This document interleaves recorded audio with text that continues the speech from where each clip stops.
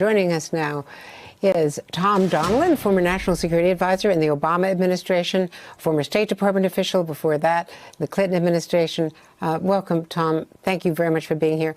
First of all, how does this latest legal effort, you're, of course, a lawyer, an expert, how does this legal effort affect the senators, the sitting senators and the representatives who are supporting it, impact the transition? You've been close to it, as well as even possibly the Electoral College.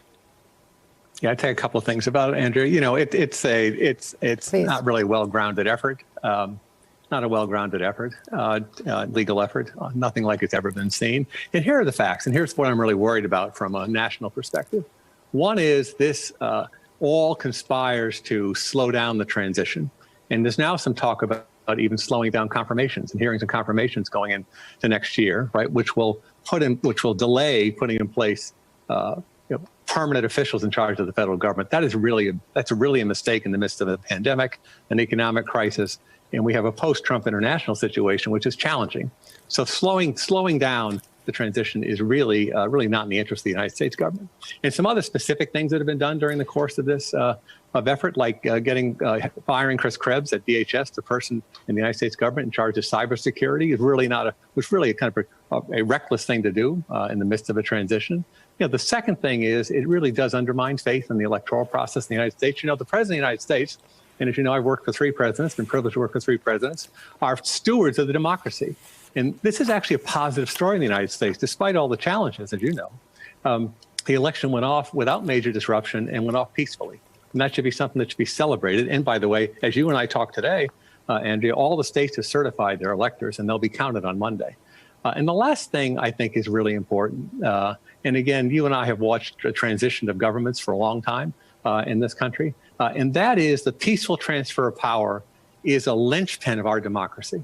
And for the president not to participate in that is really damaging to the democracy. You know, you and I, we've witnessed these transfers in very difficult circumstances where people lost difficult campaigns in 1980 and in 1992 and in 2000. But the majesty of watching that transfer peacefully, of watching the former president and the incoming president coming together to celebrate the democracy, for that to be missing is really damaging, don't you think? No, absolutely. It's stunning. But, I mean, the other practical effects are you're going to be having a handoff between these 2 administrations on the vaccine, the rollout. That needs to be done. I know that finally, delayed, but finally, the president-elect, the vice president-elect and the vice president-elect are getting their intelligence briefings. But just today, Iran passed a law to really accelerate the timetable, laying down 60 days before it will begin really bumping up its nuclear weapon or nuclear fuel production, I should say, more accurately, a real breakout unless sanctions are lifted. This is a squeeze on President-elect Biden when he becomes president. He has to make some big decisions right away. This is all, you know, really having an impact.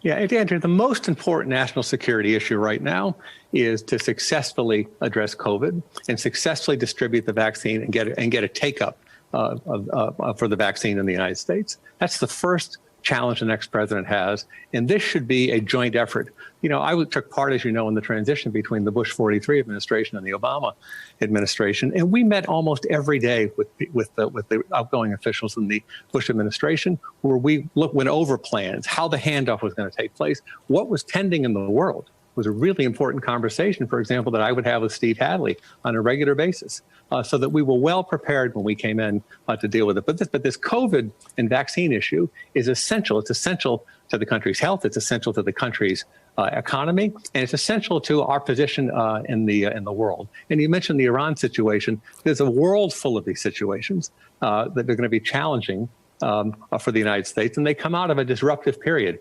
under President Trump. And those challenges need to be met by people who are in their seats, running these departments as soon as possible. One of the challenges we've had to date, of course, as you all have covered on NBC, MSNBC a lot, has been the instability in the leadership of these organizations. It's important to get strong, stable leadership. I want to ask you about Susan Rice, because we've confirmed she's, well, they've now announced it, that she's going to be the head of the Domestic Policy Council.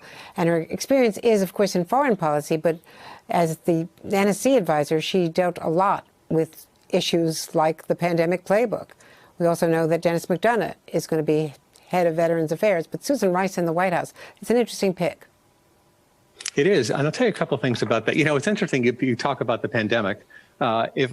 When she or I were national security advisor, this pandemic, the pandemic, health, global health, a challenge to the security of the United States would have been front and center every day in what we did as national security advisor.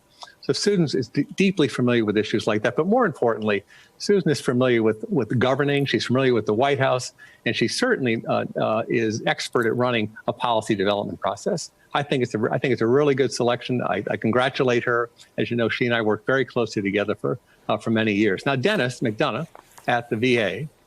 Dennis was, as you know, and I worked very closely together. He was my deputy for several years in the White House. This is what I'll say.